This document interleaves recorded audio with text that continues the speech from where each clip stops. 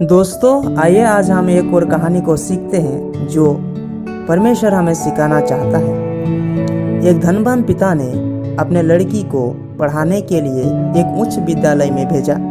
वहाँ पर उस लड़की को कला, नृत्य और दूसरी उत्तम बातें सीखने को मिलती थी। लेकिन एक रात ऐसा हुआ कि उस लड़की ने एक धार्मिक प्रचार सभा में गई और सभा के अंत में उसने मसीह को अपना व्यक्तिगत उद्धारकर्ता स्वीकार कर लिया और उसने यह निर्णय बनाया कि अपने बचे हुए शेष जीवन मिशनरी सेवा के लिए समर्पित करेगी। यानी जो जिंदगी उसको बचा हुआ था उस जिंदगी को वो परमेश्वर के काम के लिए समर्पित करने के लिए निर्णय बनाई। जब उसके पिता को इस बात की जानकारी मिली तो वो क्रोधित हो गया और उसने तुरंत उस लड़की को घर आने के लिए लेटर लिखा।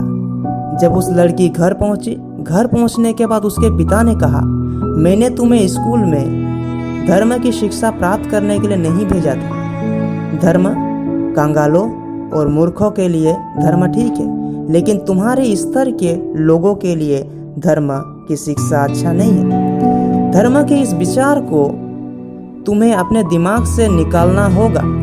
यदि कल सुबह तक अपने दिमाग से धर्म का विचार नहीं निकाला तो तुम अपना सामान पैक करके मेरा घर छोड़ सकती हो। उसके पिता ने उसके बेटी को ऐसा कहा। इसका मतलब यह था कि उसका बेटी को प्रेम, प्रतिष्ठा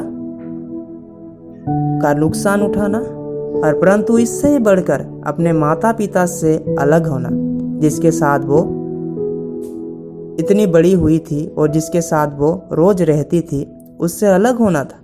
लेकिन उस लड़की ने पहले ही निर्णय कर चुकी थी कि वो चाहे जो भी हो, जिसको भी छोड़ना पड़े, मैं प्रभु के पीछे ही चलूंगी। उस लड़की ने उस रात को बहुत रोई और अपने जीवन को एक बार फिर से प्रभु की सेवा के लिए समर्पित कर दी।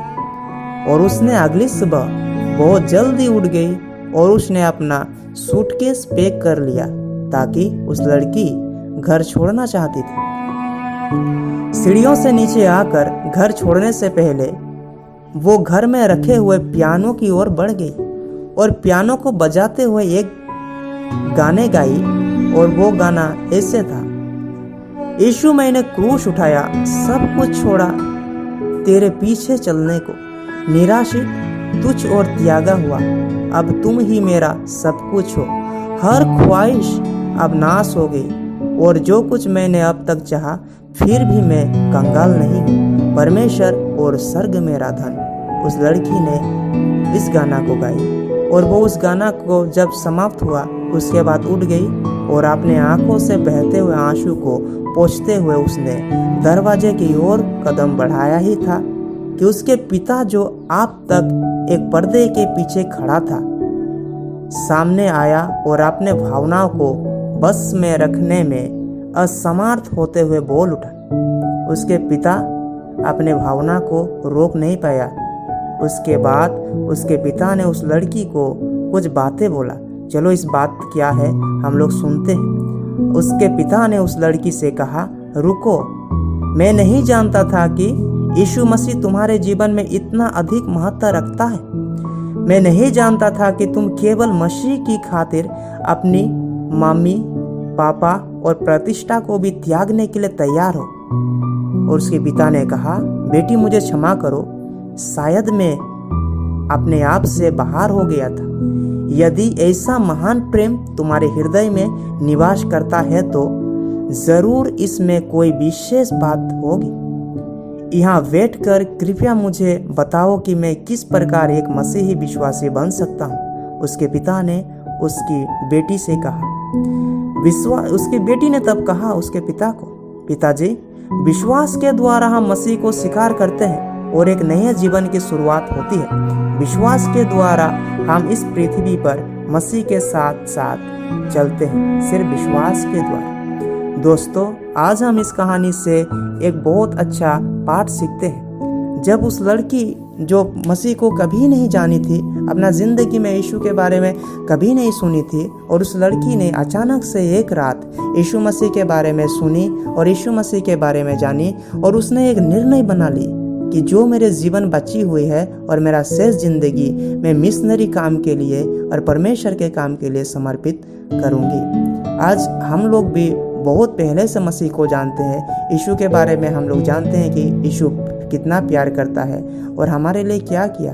फिर भी आज तक हम लोग मसीह को अपना बचे हुए ज़िंदगी को समर्पित नहीं किए हैं। उस लड़की के जीवन में मसीह ने एक बार बातचीत किया था उसी रात को, और हम लोग के ज़िंदगी में मसीह ने बहुत बातचीत किया है और रोज़ बातचीत करता है। फिर भी आज हम अपने जीवन को मसीह को समर्पित नहीं कर पा रहे हैं, और हमें समर्पित करना बहुत ज़रूरी है। और एक पाठ सीखते हैं इस कहानी से। जब उस लड़की ने अपने पिता को छोड़ने के लिए निर्णय बनाई और उसको छोड़ना चाहिए, तब उसके पिता जो मसीह को आप तक नहीं जानता था, उसके बाद उसके पिता ने सोचा कि यीशु मसीह का प्रेम कितना महान है, जो कोई अपने मम्मी पापा को भी छोड़ सकता है यीशु के प्रेम के लिए। मुझे इस प्रेम को जानना जरूरी है। ये बातें उसके पिता के अंदर यीशु नहीं डाला ताकि वो यीशु को जान सके, और उसके बाद उसके पिता ने यीशु को ग्रहण किया। इस कहानी से हम ये चीज़ सीखते हैं, इस बात को सीखते हैं कि अगर हम यीशु के लिए किसी को छोड़ते हैं, अपने दोस्त या तो फिर अपने मम्मी पापा या तो फिर कोई करीब चीज़ों को, तो यीशु मसीह जानता है और हमारे आंसुओं को देखता है कि इस बेटा या तो फिर इस बेटी ने मेरे पीछे चलने के लिए किस चीज़ को छोड़ा है, जो इसके सबसे ज़्यादा करीब है उसको छोड़ा है। तो क्या वो हमारे बलिदान को ऐसे ही जाने देगा? नहीं मेरे दोस्तों, वो कभी ऐसे जाने नहीं देगा, क्योंकि यीशु का दूसरा नाम प्रेम है। वो हमारे बलिदान को ऐसे ही व्यर्थ जाने नहीं देगा। जिस चीज़ को हम अपने जिंदगी से यीशु के लिए दूर करना चाहते हैं या तो फिर दूर करते हैं, उस चीज़ को यीशु मसीह हमारे जीवन में अच्छा चीज़ बना के लाएगा। या तो फिर जिस इंसान को हम यीशु के लिए छोड़ने का निर्णय बनाते हैं, उस इंसान को यीशु मसीह हमारे ज़िंदगी में एक अच्छा इंसान बना के ला देगा, या तो फिर उससे भी एक और अच्छा इंसान बना के ला देगा। इस इंसान के जगह में कोई चीज़ भी हो सकता है, जो जिसके लिए अगर हम यीशु मसीह को छोड़ रहे हैं और उस चीज़ को छोड़ नहीं पा रहे, अगर हम उस चीज़ को यीशु के लिए छोड़ते हैं, तो यीशु मसीह उससे भी अच्छा चीज़ हम लोग को देना चाहता है। जो चीज़ हमें यीशु मसीह के पास जाने के लिए रोक रहा है, उस चीज़ को हमें छोड़ना जरूरी है, ताकि हम यीशु मसीह के पास जा सके, और यीशु मसीह हमें उससे भी अच्छा चीज़ देना चाहता है। इस बात की हम लोग आशा और विश्वास कर सके। यीशु ने वचन में कहा है, जो हम लोग मत्ती रचित सुसमाचार 10:37 में देखते हैं, जो माता या पिता को मुझसे अधिक प्रिय जानता है वो मेरे यज्ञ नहीं, जो बेटा और बेटी को मुझसे अधिक प्रिय जानता है वो मेरे यज्ञ नहीं। अगर हम यीशु के यज्ञ बनना चाहते हैं, तो हमारे करीब के रिश्तों को छोड़ना पड़ेगा, जो हम लोगों के सबसे करीब है, तभी जाके हम लोग यीशु के यज्ञ बन सकेंगे। क्योंकि हमें सबसे ज़्यादा प्यार सिर्फ और सिर्फ यीशु ने ही किया है और किसी ने नहीं। अगर हम यीशु के लिए कुछ चीज़ों को छोड़ते हैं, तो हमें दुखी होने की कोई ज़रूरत नहीं, हमें उससे भी अच्छा चीज़ मिलेगा। हमें भरोसा रखना जरूरी है। आइए प्रार्थना करते हैं। परमेश्वर पिता, हमें ऐसा बनाइए ईश्वर कि हम आपके पीछे चलने के लिए परमेश्वर का निर्णय बना सकें, और जो चीज़ हमें आपके पीछे चलने के लिए रोक रहा है ईश्वर, हमें उस चीज़ को त्याग सके। हमें एक सा एक हृदय दीजिए, यीशु के नाम।